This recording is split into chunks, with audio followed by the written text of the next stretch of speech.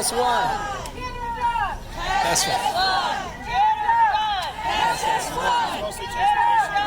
Test one. Welcome and hello, everyone.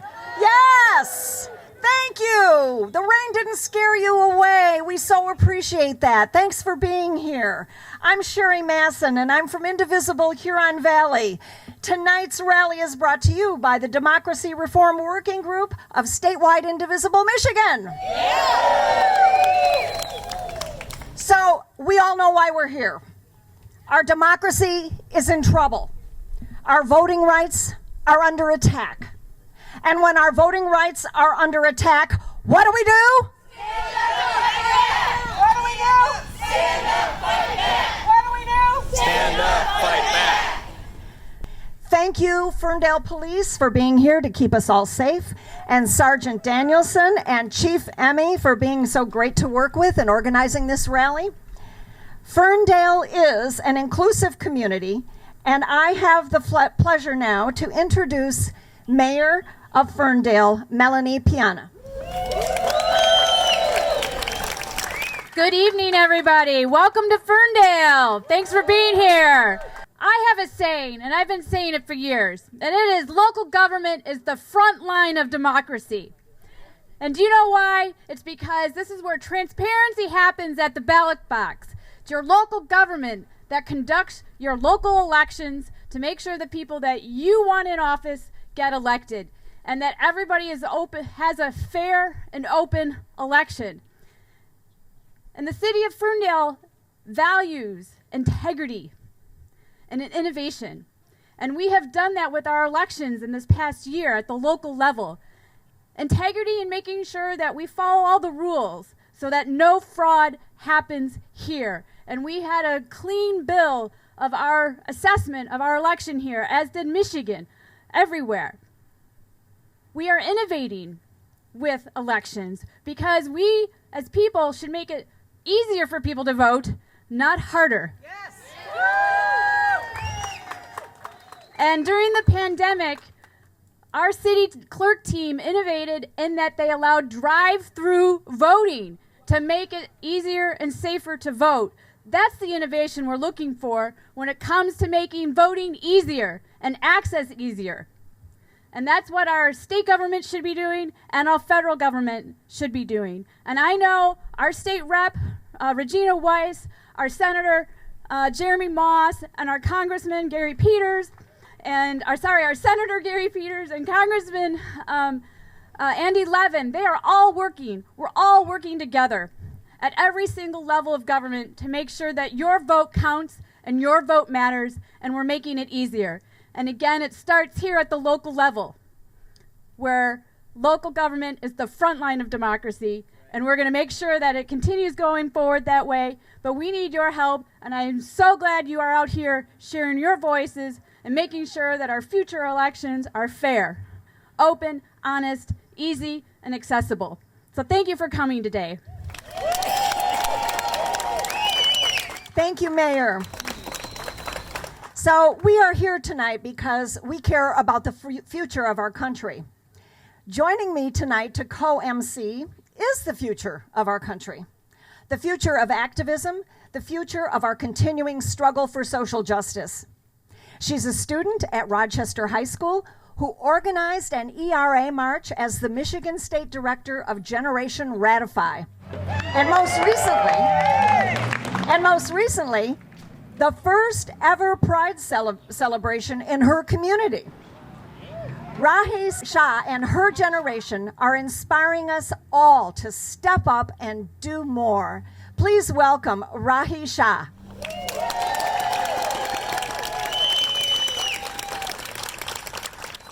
Thank you so much, Sherri, and I am so honored to be here as a part of this rally. I want to take a minute to recognize the youth fight to make voting more accessible. 50 years ago, the voting age was lowered to 18 through the 26th Amendment, which, in fact, was passed faster than any previous amendment because of the advocacy of young people. Old enough to fight, old enough to vote has now become old enough to drive, old enough to vote through organizations like Vote 16. But having this right to vote does not mean that the youth are able to freely exercise that right. In Michigan, you can register to vote when you turn 17 and a half. As a 17-year-old right now, I know that I can register to vote in September. But what I don't know is that I'll be easily able to vote in my college campus next year out of state. If my college campus will have a voting site, if I'll be able to use my student ID as a valid voter ID, if I'll be able to establish in-state residency for voter registration. According to the Bruner Center for Justice, at least 9 bills have already been introduced this year to suppress the youth vote, not to mention the other numerous bills suppressing minority communities. As young Americans, we have the right to vote, but even 50 years later, this right is not accessible to all. The For the People Act is a crucial stepping stone to transform youth participation in our democracy, with key measures including online voter registration, election day registration, pre-registration for 16 and 17-year-olds, expanding state requirements for early voting locations to include college campuses, and requiring campus vote coordinators to provide election resources to students at higher education institutions. It gives young Americans back their right to freely exercise their 50-year-old right to vote and leads the way for a more fair and transparent democratic process. 50 years ago, the young generation fought so I could have my right to vote at 18. I'm here today to fight to make sure I can exercise that 50-year-old right. We are the next generation, and we will continue our fight for an America where all of us have the right to vote. Thank you.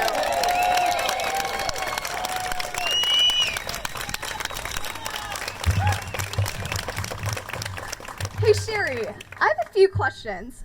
Why a rally for S1?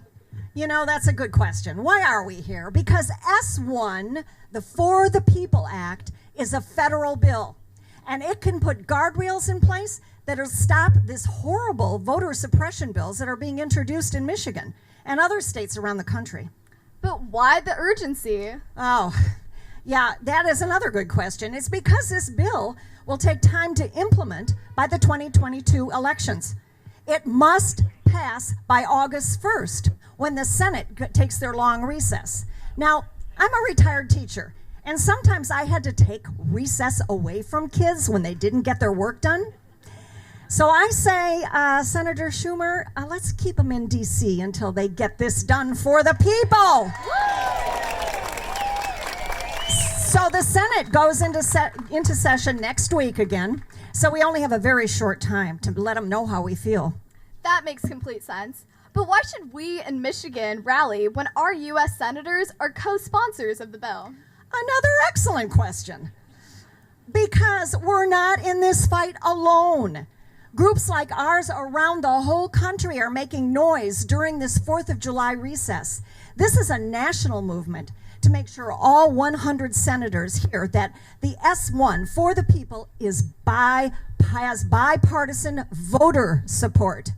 We're here to add voices to the millions around the country who refuse to allow failure of democracy and the will of the people to be ignored. That sounds great and all, but didn't the Republicans just filibuster the vote? Yes, but it's not dead. With enough noise from rallies like ours around the country, we'll be telling Chuck Schumer to bring it up again next week, make it their top priority, reform the filibuster, and get it done. Get it done. Get it done. Get it done. Get it done. A record number of Black candidates ran for office in Macomb County in 2020. And one of the people largely responsible for that is Joel Rutherford, chair of the Democratic Black Caucus of Macomb County. Welcome.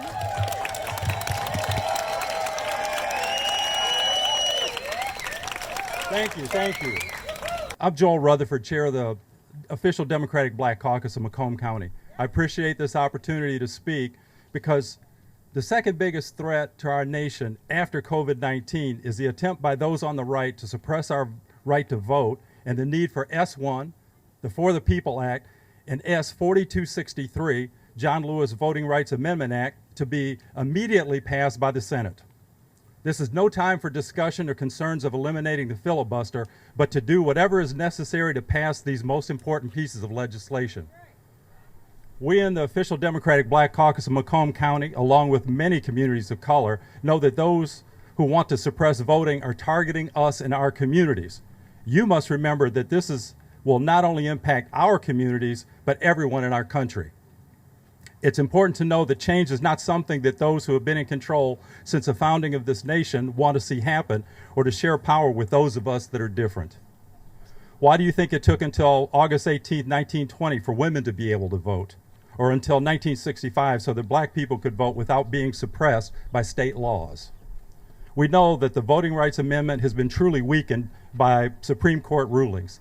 The latest the other day when Justice Alito in the majority opinion wrote that every voting rule imposes a burden of some sort, and that mere inconvenience cannot be enough to demonstrate a violation of Section 2 of the Voting Rights Act.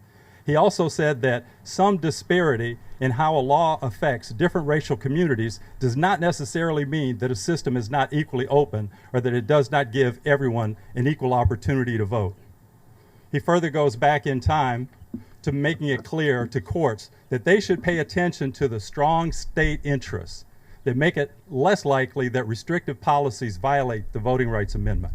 He makes it clear that racist voting policies do not matter to a right-wing SCOTUS.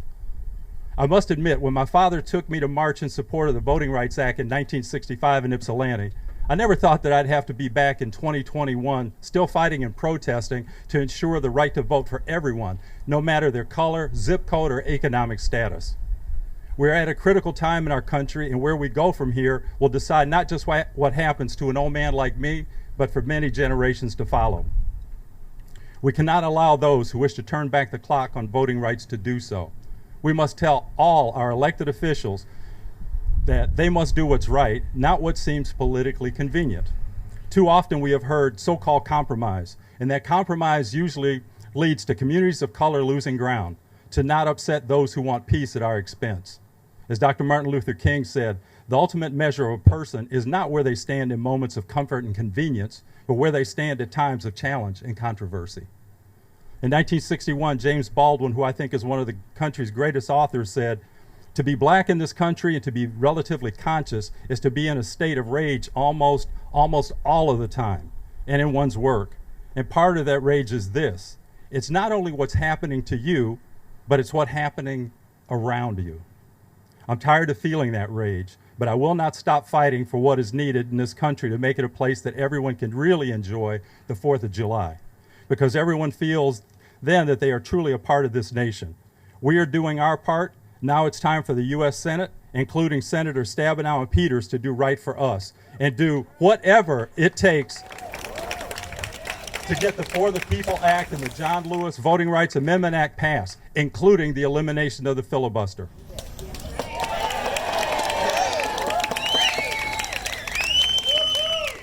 Thank you, everybody, and please never forget, the struggle continues until everyone has real equity in our country. Thank you.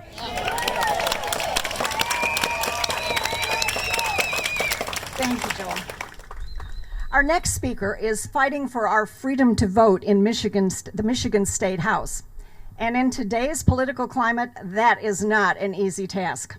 She's a former teacher and a perfect example of why we need more teachers and educators in Lansing. Welcome, District 27 State Representative Regina Weiss.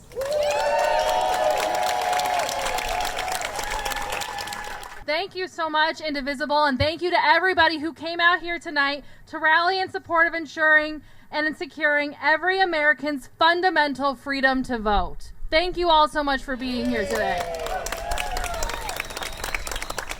That freedom, the freedom to vote, is what our country is founded on, and it is what makes our democracy strong. As we all know, securing the freedom to vote for all Americans has been a fight across history, one which too many patriots have laid down their lives for. And so many of us, myself included, are able to stand here today representing Michiganders because of those sacrifices. But again, as we all know, history is not a steady line of progress, and there has been considerable backsliding from the progress made over time throughout our past. That means that we can take nothing for granted. That means that we have to always stay vigilant, because the more we work to enable and encourage all eligible Americans to vote, the more we strengthen our democracy. The more we restrict access to the ballot box, the more our democracy is weakened. It's not complicated. These bills, the bills that have been moving through the Michigan legislature right now, from making it harder to vote absentee, to creating more challenges and barriers for local clerks, our local clerks and local government, to administer elections, and on and on and on and on, the list goes on and on. They're all part of a nationwide effort to create barriers to the ballot box and to perpetuate the big lie. I won't repeat that lie because it's not worth saying, but I will tell you the truth. More than 250 audits of the 2020 election have been performed in Michigan that found that the vote was free, fair, and accessible. Even the Republican-led Senate Oversight Committee issued a report that found that no evidence of widespread or systematic fraud. No evidence whatsoever, led by Republicans. And we already have a system that works, including a voter ID requirement that has worked for years. Let's be clear. This is not about Republicans versus Democrats. This is about Republicans versus democracy. And if we are looking for election security and accountability, then maybe we should also be holding accountable the Michigan House and Senate Republicans who fomented violence and brought fake electors to the doors of our Capitol to overturn the will of Michiganders.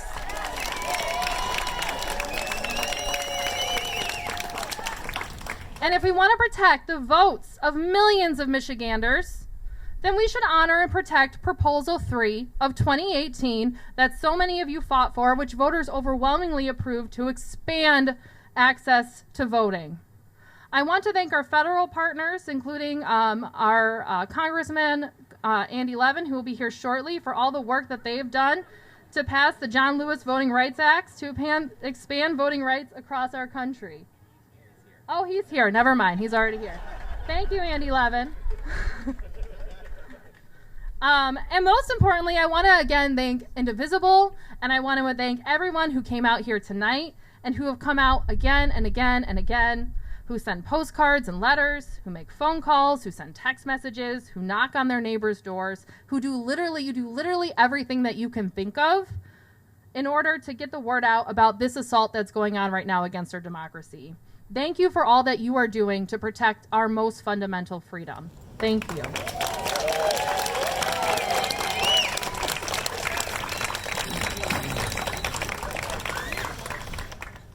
Thank you very much. At the end of this week, the U.S. Senate will be back in session. And it's not an exaggeration to say that the fate of democracy is in their hands. Decisions will have to be made on how to proceed with a vote on S1 for the people and what will be done to address the filibuster. We're here tonight because we know there is a deadline for democracy, and the Senate needs to do whatever it takes to get the job done, even if it means changing the filibuster. But the good news for Michigan is, in 2020, we re-elected Senator Gary Peters. Yeah. We are so happy to announce that Senator Peters is a co-sponsor of the For the People Act. Gary Peters supports this bill and is well aware of how much we need it here in Michigan to stop these voter suppression bills, not only here, but around the country. We really appreciate that Senator Peters sent his regional director, James Jackson, here tonight to represent him.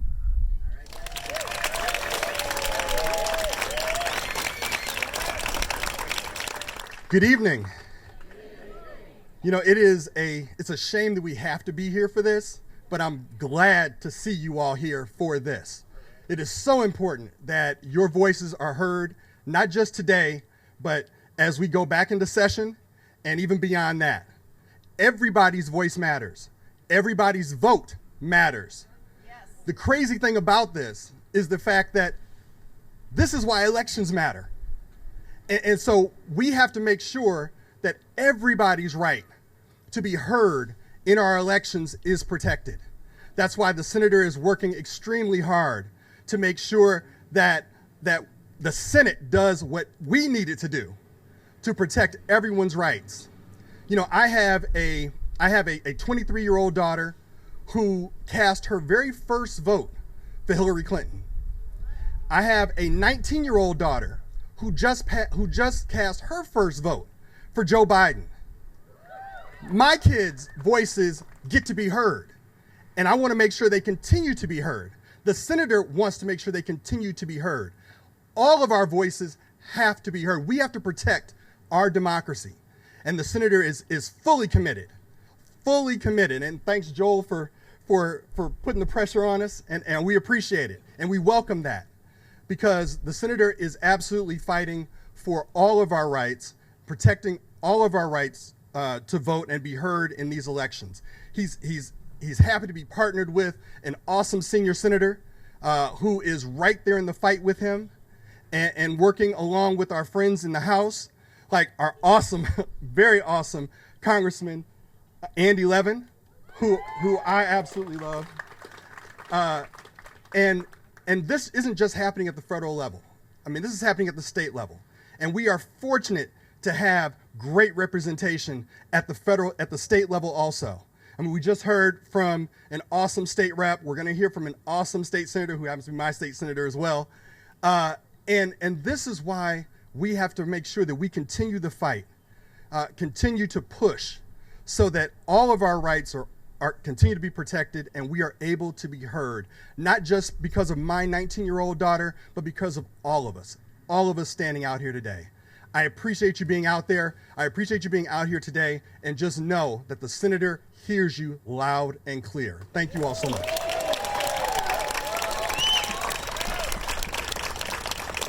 Thank you, James. Well, our next speaker needs no introduction. He voted in favor of H.R. 1, the House version of For the People, in the last House session, and again this session.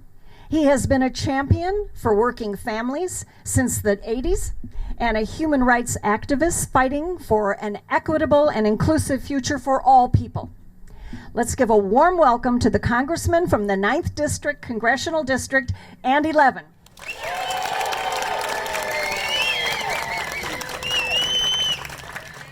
All right, how y'all doing? You look beautiful. First of all, let's hear it for all these groups, especially the Fighting 9th, Indivisible. And swim, like statewide Indivisible, love it. But there's one group here that deserves a shout out more than any other. Just saying. They're wearing these t-shirts. We've got, 18 high school and college students here spending 6 weeks in the 9th District fighting to save our democracy. Woo! Democracy Summer. Raise your hands. Come on, let me see you. Raise your signs. Democracy Summer is in the house. I am so excited to be here with them. There's about 20, I don't know, you can count them. There's like 25 members of Democratic members of Congress across this country who are doing this with Jamie Raskin and the DCCC. And it's just such an incredible honor and so much fun to have these young people here fighting to save our democracy. So I'm going to let Regina Weiss and Jeremy Moss talk about the details of these state bills. But let me just say from a federal perspective, we already passed H.R. 1 in the House, and we can pass the John Lewis Act, but you know what? The John Lewis Act won't save us in Michigan. Are we aware of this? The John Lewis Act restoring the part of the Voting Rights Act that requires supervision of states with a history of discrimination. Well, all 50 states have a history of discrimination if you want to get right down to it, right? But under the Voting Rights Act, a state like Iowa, which already passed these horrible laws at the state level or is passing them, and a state like Michigan, that bill won't help us because we're not in that group.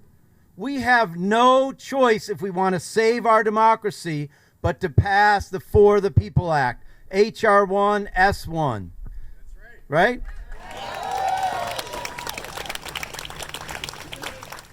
All right, so we passed H.R. 1 through the House. We passed it last Congress. We passed it this Congress. Over in the Senate, I think a guy named Joe Manchin was like a co-sponsor of it last Congress, wasn't he? Isn't that what I heard? But suddenly everything needs to be bipartisan. Well, I love bipartisanship. I do a lot of bipartisan things.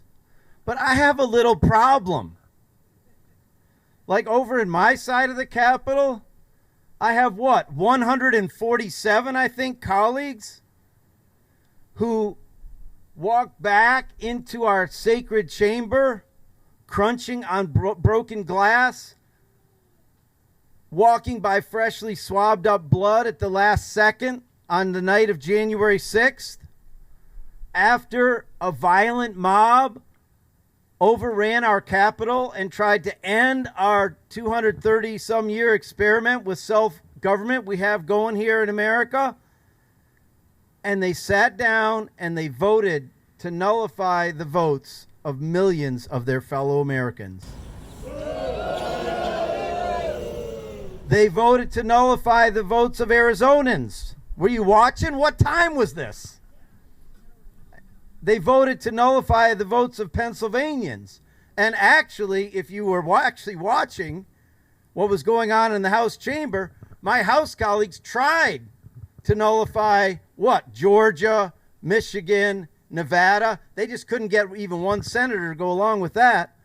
But when it comes to whether our democracy will exist or not, that's nothing to do with Democrats or Republicans. That's above all partisan politics. That's called patriotism. That's called whether you love this country. And we all have to stand up and defend our democracy.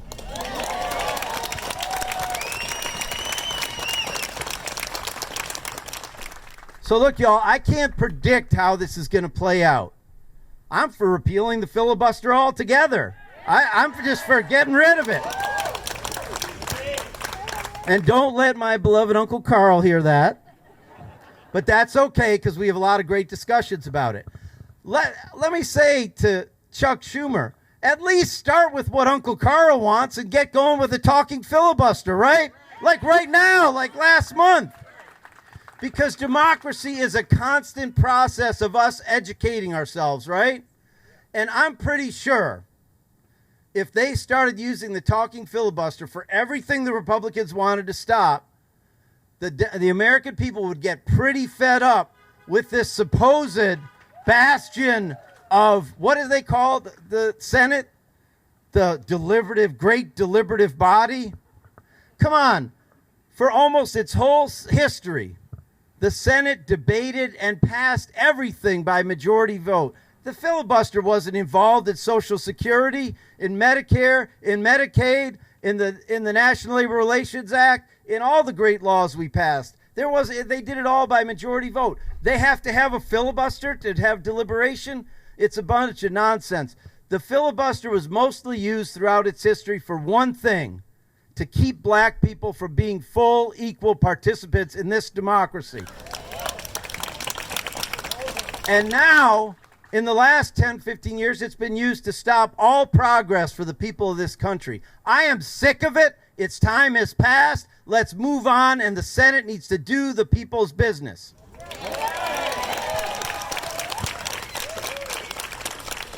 All right, so let's get a little rowdy. When I say one person, you say one vote. Then I'm going to riff on that, and if I miss anything you want, you throw it in there. Ready? One person. One vote. One African American. One vote. One Asian American. One vote. One Latinx person. One vote. One Native American person. One vote. One gay man. One vote. One lesbian. One vote. One trans person. One vote. One everything else. One vote. One whoever I want to be. One vote. One student. One vote. One 16-year-old. One vote. Really? I actually voted for that twice, but it didn't go that far. I also have a 16-year-old, so you know. All right, listen, you all. I am a member of Congress. Okay, fine. But you know I'm really a union organizer. I do not believe in the great person theory of history. I believe that social movements and social forces have driven every major change we've had in our society. So I don't know exactly what we have to do, except it needs to look a lot like this right here. We're going to have to get in the street, get in their faces, because we have to save our democracy. So let's march. Let's organize. Let's sit down if we have to. Let's protect our democracy. Thank you very much.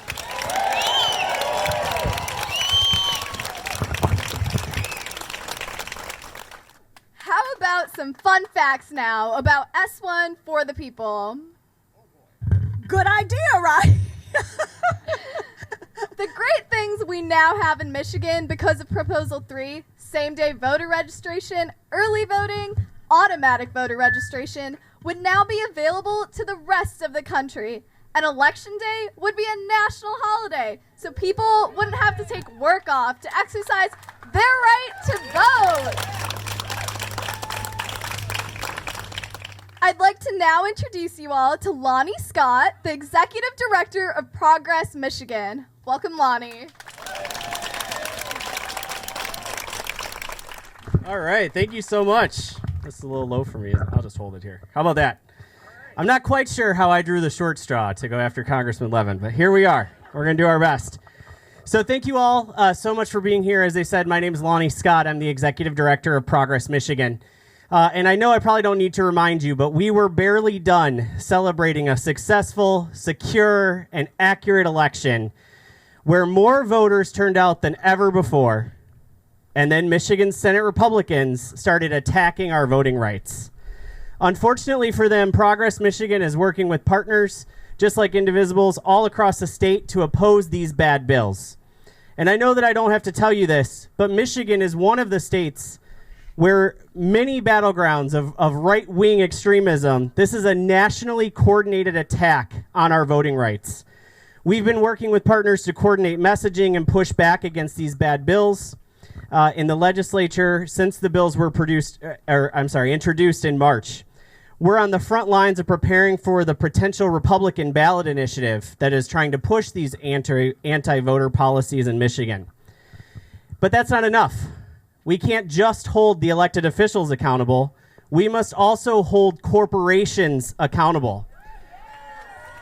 As Michigan Senate Republicans try to pass anti-voter legislation, Michigan's business leaders have spoke out, saying that they support voting rights. But in the past 2 years, corporate donors have given over $3 million to those same Senate Republicans that are pushing voter suppression bills.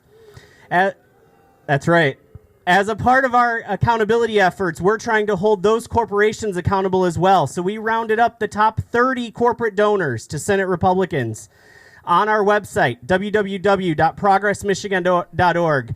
Go there, find that list, contact them. We make it easy for you, and ask them if they plan on continuing to give to elected officials who want to make voting harder. We believe that no matter the color of our skin, what zip code we live in, or how much money is in our wallet, we all have the right to vote. But the truth of the matter is there are some folks in power who just want to take that right away, simply to protect their own power and money. They want to make it harder for you to vote because they know that when we exercise our freedom to vote, we vote people like them out of power. On the opposite side of that, we're thankful here in Michigan to have champions. So a big thank you to Senators Debbie Stabenow and Gary Peters for co-sponsoring the For the People Act and the John Lewis Voting Rights Act. And to Congressman Levin, if he's still over there. And we encourage the Senate to do anything and everything necessary to get those bills passed. If they need to get rid of the filibuster to do that, then do it. Now, pass the bills. In 2018, voters in Michigan voted overwhelmingly to expand voting rights and remove barriers to the ballot. We will not sit back and watch the minority party attack the rights of people. And that's right, I call them the minority party because remember that if it weren't for gerrymandering, Republicans would not control either chamber of the Michigan legislature. This is not a drill.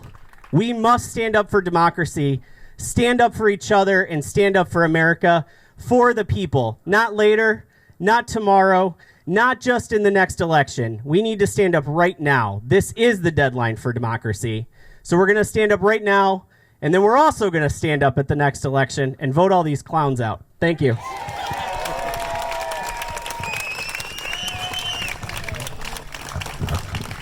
Thank you, Lonnie. Okay, more fun facts about S1 for the people coming up. Money plays a huge role in politics, and that is not the way it should be. S1 will require super PACs and other dark money to disclose their donors. Now, let's welcome Ferndale City Council member Kat Bruner James, chair of the Citizens for a Fair Ferndale and 2015 Ferndale Citizen of the Year. Welcome. Thank you for making me sound super impressive. Thank you, Indivisible, for holding this rally here in Ferndale. Can you hear me? All right. And thank you, everyone, for coming out today, and thank you for adjusting the microphone stand.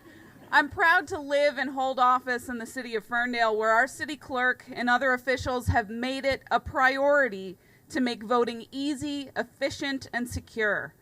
Following the celebrations of Juneteenth and Independence Day, the values of freedom and equality are fresh in our minds. The freedom to elect representatives in our government, freedom to vote without fear of intimidation or being denied our right to vote, equality in the ability to receive a ballot and to have it counted, equality in having our votes count no matter our race, income, or political ideology.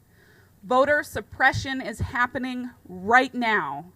Concerns about security and fraud have been exaggerated in order to impose unnecessary restrictions that disproportionately impact Black voters, low-income voters, elderly voters, new voters, young voters, people with disabilities, returning citizens, and other oppressed people. The very foundation of freedom and equality are under attack. Strict voter ID laws have replaced poll taxes. Unreasonable burdens to registration and purging voter rolls have replaced literacy tests. The Voting Rights Act of 1965 has been eviscerated. But we can take a part in this new era of fighting against voter suppression. Support the John Lewis Voting Rights Act. Support the For the People Act. Support DC statehood. But here's the critical piece. If you live here, or if you live somewhere where your representatives already support these bills, talk to your friends and families in other districts and other states and urge them to reach out to their elected representatives to pass these bills.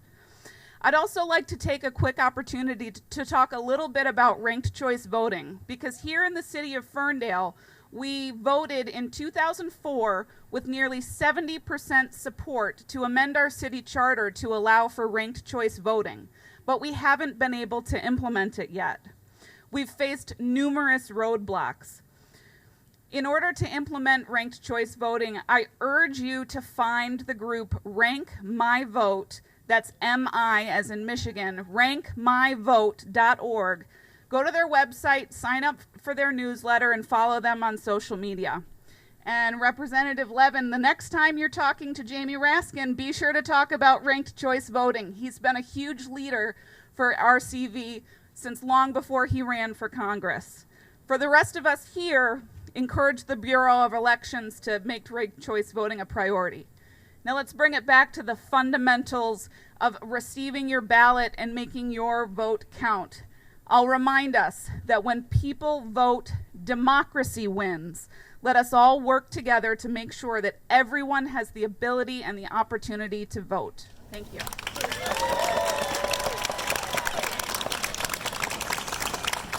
Thank you, Commissioner. You know, there's many of us in this crowd that over the past few years have joined the organizers of Michigan United when they marched for immigrant rights, fought to keep DACA in place, and protested family separation and the Muslim ban. Please welcome Roland Leggett. He's the Movement Political Director for Michigan United.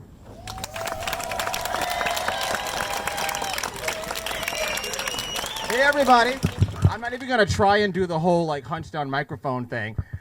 Thank you for having me. My name is Roland Leggett. As Sherri was saying, I'm the Movement Politics Director at Michigan United. I'm also the LGBT and A Caucus Chair with the Michigan Democratic Party. And so I'm here on behalf of a lot of folks, and it's amazing to see so many of you here looking to get into good trouble. I love that. I love that.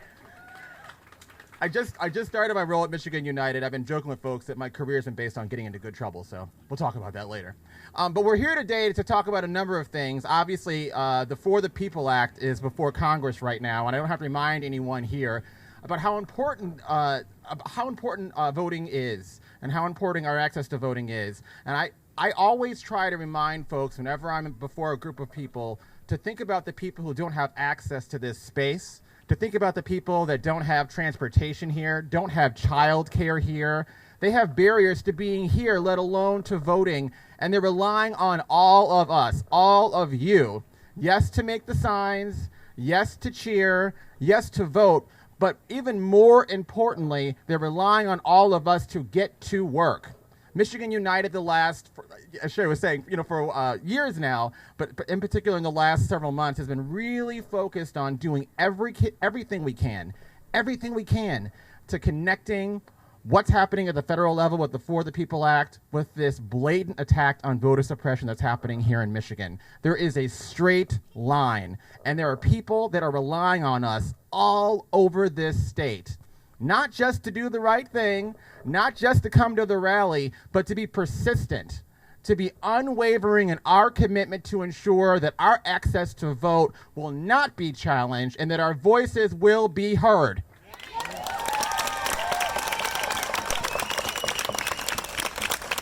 So I, private citizen Roland Leggett, and Michigan United need all of your help.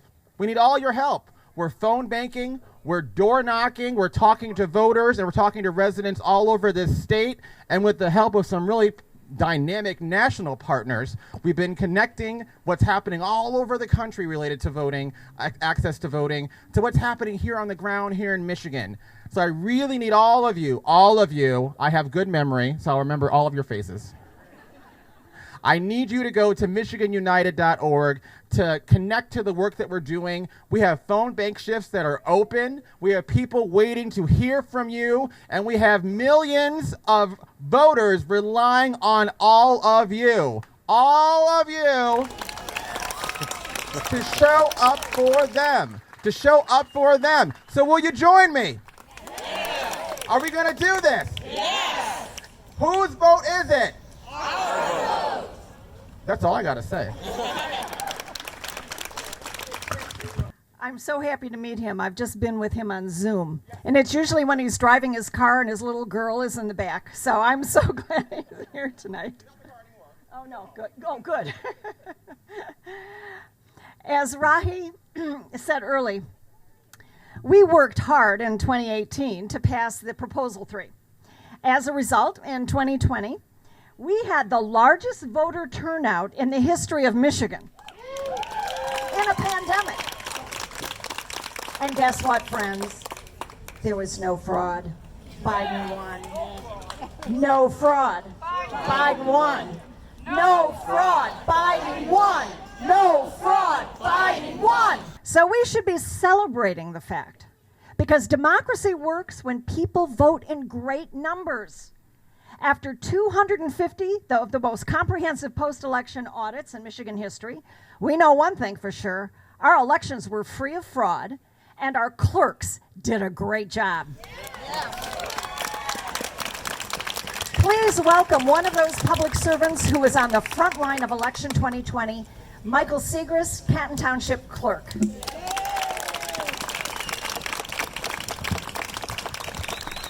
Thank you, everybody. It's truly an honor to be here, and thank you for being here. My name is Michael Siegrist. I'm the Canton Township Clerk. As a clerk who participated in the 2020 election, I'm truly proud of the record voter turnout, the transparency in Michigan's election process. A comprehensive audit, many comprehensive audits of Michigan found no fraud. It assured clerks, voters, and people all across the state of Michigan that our elections were truly secure, truly fair, and truly a success. Local clerks, election officials, and literally hundreds of audits and reviews have made it abundantly clear that Michigan election was safe, secure, and accurate. Yes. So why are we here today if that is the case? Well, we're here today. I spent yesterday reading the 35-page dissent of Justice Kagan over the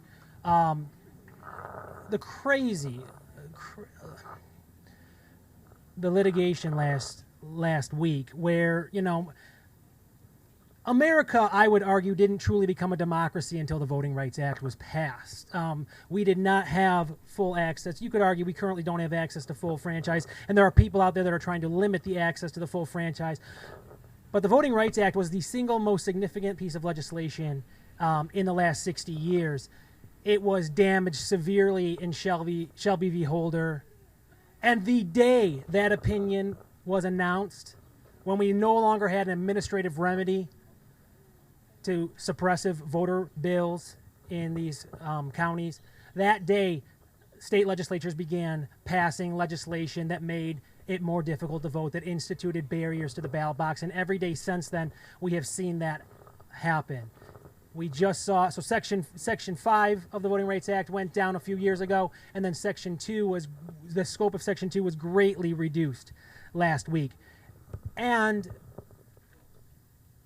So you've lost the administrative remedy and now the judicial remedy. And so what does that leave us? It leaves us the legislative remedy, right? And that's why we're here today. That's why we're supporting For the People Act. That's why we're supporting the John Lewis Voting Rights Act. That's why we're supporting things like DC statehood, because Independence Day was 2 days ago, right? We talk about the rallying cry of no taxation without representation. There are 700,000 Americans that do not have the same voice that we currently have today in this parking lot that we currently have when we cast our ballot. There are people in the state legislature that are passing regressive laws to take away our right to vote, to make it more challenging to vote, who actually signed on to amicus briefs to take away our vote last November, who are currently sitting in the state legislature. Right, that's what we're dealing with here today. And what we've seen with the Supreme Court is you have to be abundantly clear with them what your intent is. And that's why we have to make sure that we pass that legislation. That's why we have to make sure that we move in that direction. That's why we have to make sure that we protect one person, one vote. That's why I'm here today. I threw away my prepared speech because I'm so animated. There's a lot of really good speakers. This is my first rally. I'm a clerk, right? I was an accountant before that. Account things. That's what I do. I follow the rules. But the rules are getting more and more challenging, and they're being used to take away people's right to vote because people aren't voting the ways the people in power want them to. We are lucky in Michigan. We have Proposal 18.3, Proposal 18.1, right? Or we have Promote the Vote. We have Voters Not Politicians, right? Those came through, and what I want is for everybody in America to have the exact same protections that we have here.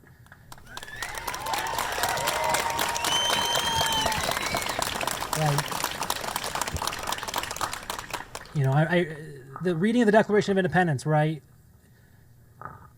Governments are instituted among people, deriving their just powers from the consent of the governed. Well, I don't know what consent of the governed is if it's not an election. In the Michigan Constitution, the first line of the Michigan Constitution states that all political power is apparent in the people. It's in the people, and that's why we're here today. So that's why I do the job of clerk. And that's why I'm here speaking today. Thank you all. Thank you to everybody who's fighting for our right to vote. Our last fun fact about S1 is that presidential and vice presidential candidates must publicly disclose their income tax returns for the 10 previous years. And for the first time ever, there would be binding rules of ethics established on the Supreme Court of the United States. Now please welcome Eli Day, Communications Director for We the People.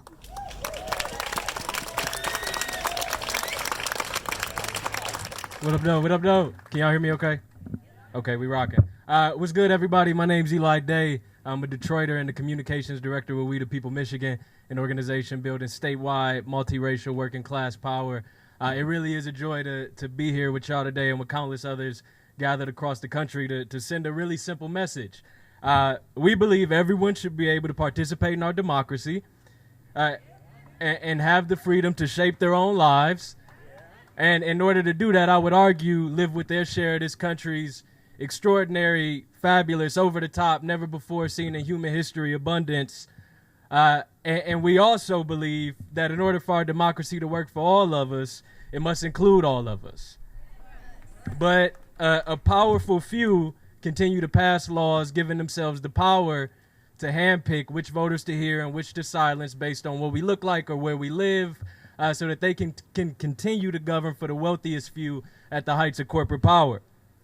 And I want to say that is a highly strategic, rational move on their part.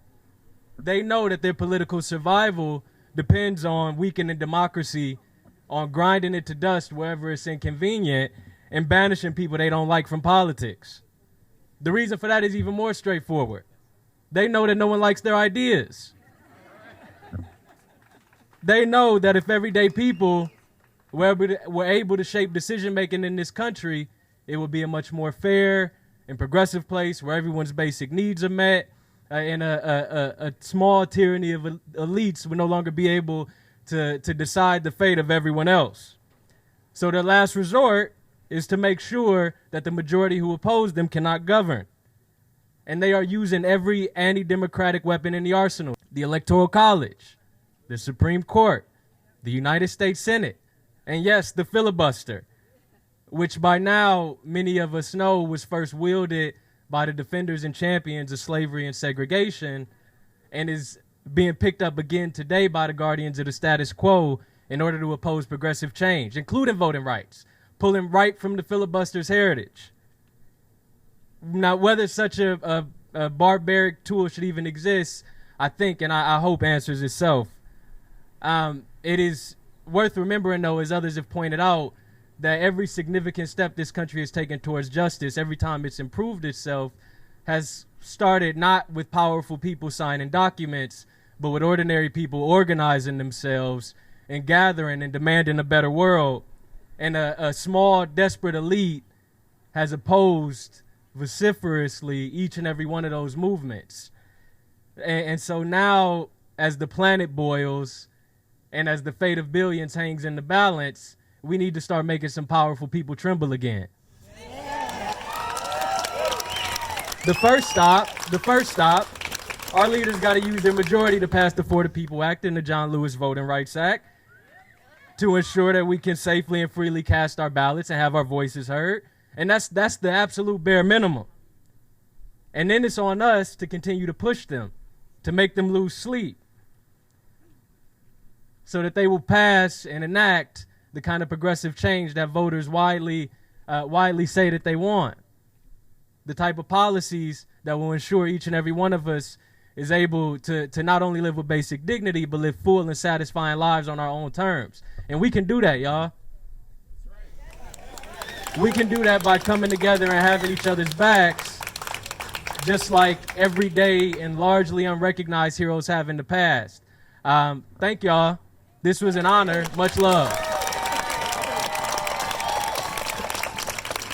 Thank you, Jeremy. Thank you, Eli. So, speaking of ethics, our last but certainly not least speaker for the evening is State Senator Jeremy Moss. Senator Moss is an advocate for ethics and accountability and worked tirelessly to pass 10 bipartisan bills when he was in the State House that would open up state government to the principles of the Freedom of Information Act. And he continues that work in the Senate. In the end, this is what it's all about: ethics and good government that works for the people. Please give a loud welcome to Senator Jeremy Moss.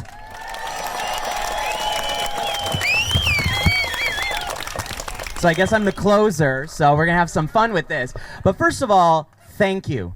On a Tuesday night, 7 p.m. in this sweltering sauna of Oakland County and Metro Detroit, you're here because democracy, our country, is too important to sit this fight out. So thank you for being here. Thank you to our young activists for being here. You know, I was thinking, it was like 2006, 2008 that Mike Siegrist and I were young Democrats organizing. I don't think we qualify as young Democrats anymore. So we appreciate that you're taking this charge on so that future generations know where you were in this moment in time in our country where the fabrics of our democracy are eroding, but we're doing our best to mend them together. So we're going to have a little fun here. All right, we're going to do a call and response because I am so happy to be with my constituents and not with Republicans in the state Senate for once. Back home here, we're in Ferndale. I represent 11 thriving communities in Oakland County from Haggerty to DeQuinder. It's my pleasure to represent these communities in the state Senate. So I want to tell you what I'm fighting for. I want to tell you about my values as a state senator that I bring with me to Lansing every day. And if you agree with them, say yes or heck yes. I believe voting should be accessible. Do you agree with that? Heck yes. And that's why you organized to pass Proposal 3 in 2018. Right? Proposal 3 was the winningest thing on our ballot. Of any statewide candidate or statewide proposal, Proposal 3 received the most Michigan votes. 67% of Michigan voters voted in support of Proposal 3 to promote the vote, to give more access to the ballot box, to remove these barriers. You don't get to 67% in Michigan with Democrats alone. So these are citizens who stripped themselves of their party ID and said, we want more access to the ballot and not less. So I'll tell you another thing that I'm fighting for and what I believe in the state of Michigan. I believe voting should be fair. Do you agree with that? Yes. Heck yes. And that's why you organized to pass Proposal 2 in 2018. Woo. We created an independent redistricting commission. So for 2 sessions before Voters Not Politicians formed, I introduced legislation to create an independent commission, to no longer have the party that's in charge to stack the deck in their favor to create our lines here in the state of Michigan. Of course, Republicans didn't want to take that power away from them. So if it wasn't for voters and not politicians, we would not have this on the ballot. How many of you have attended these public hearings? How many of you weighed in on your democracy? That's foundational. Every decision that's made in our democracy is based on who represents you, and who represents you is based on fair lines. So I appreciate your work on that as well. I'll tell you another thing I'm fighting for in the state Senate.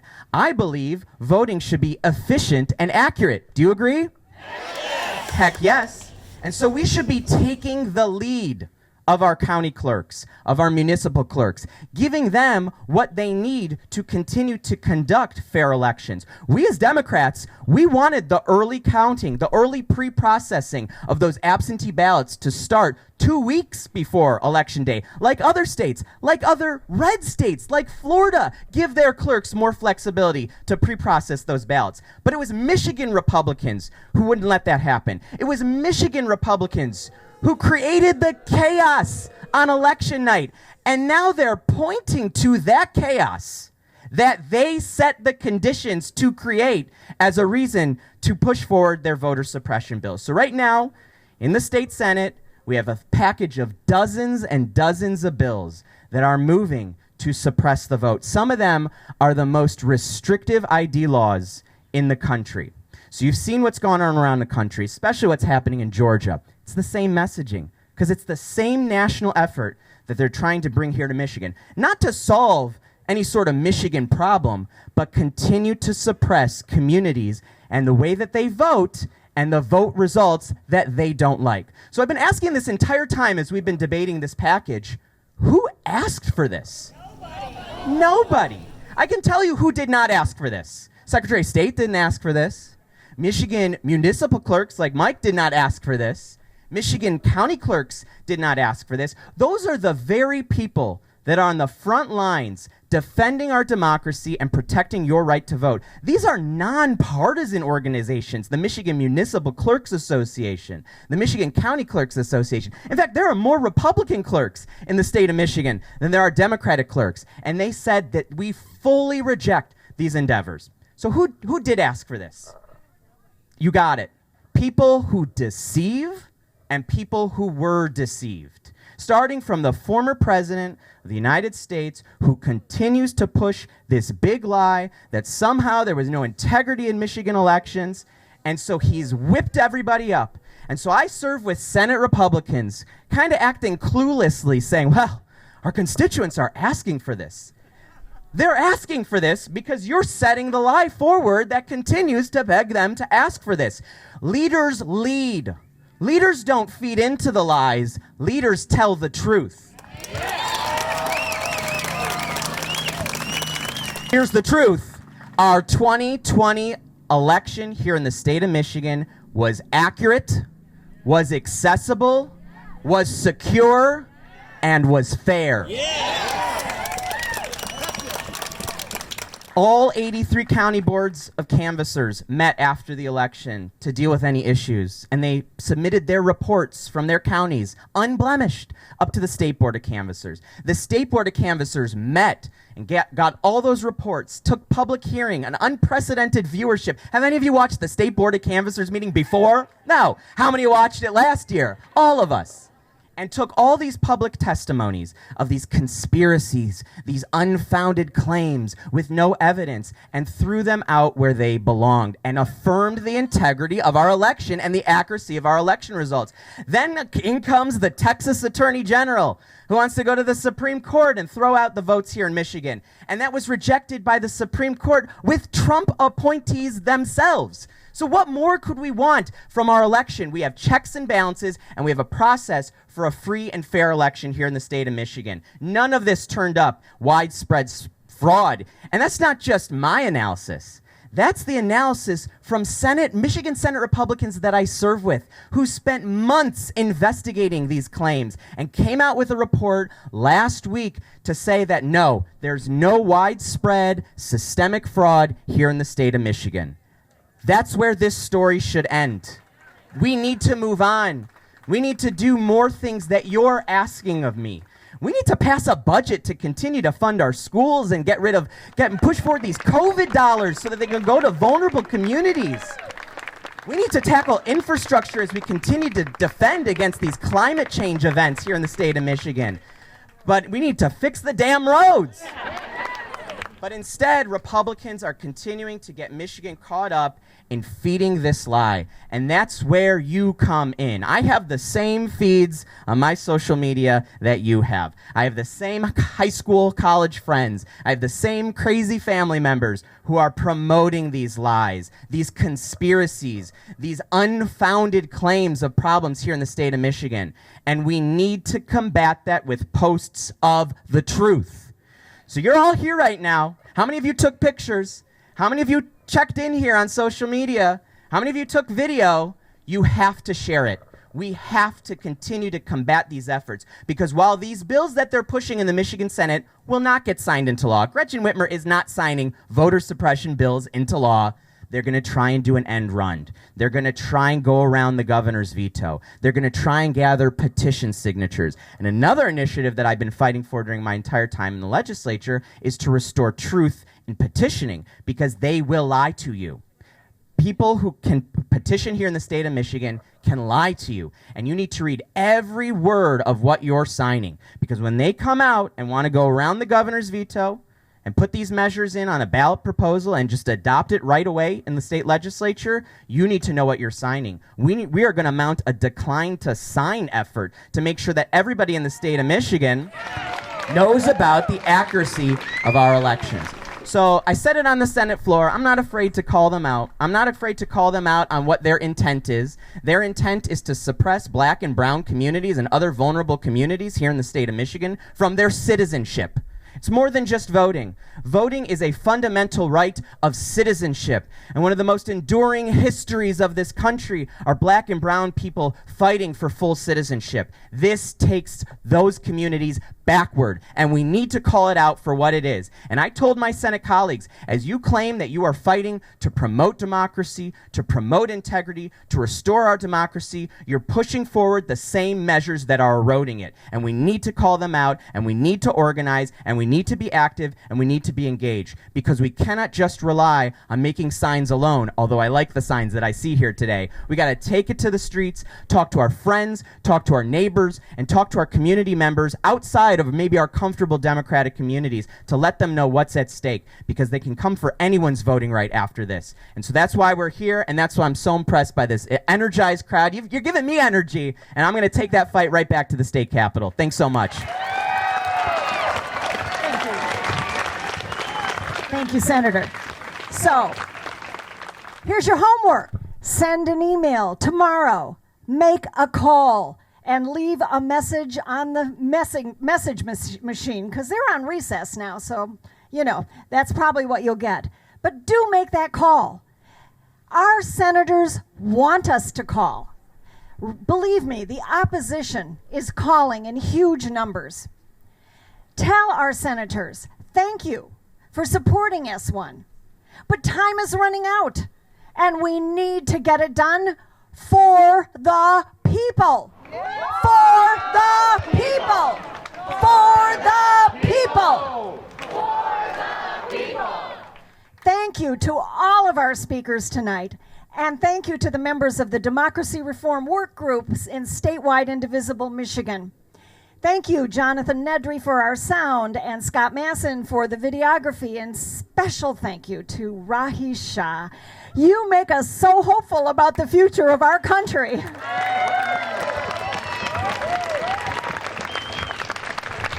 So, my friends, as you leave the rally and head down the street to your cars, keep waving those great signs. Let's take our message beyond the rally. Let's take it to your neighborhoods, to your family members, call your senators, and ask them to be as loud as we are. But most of all, let the world know this is what democracy looks like. All right. Thanks, everyone. Be safe. Well, we want democracy looks like. This is what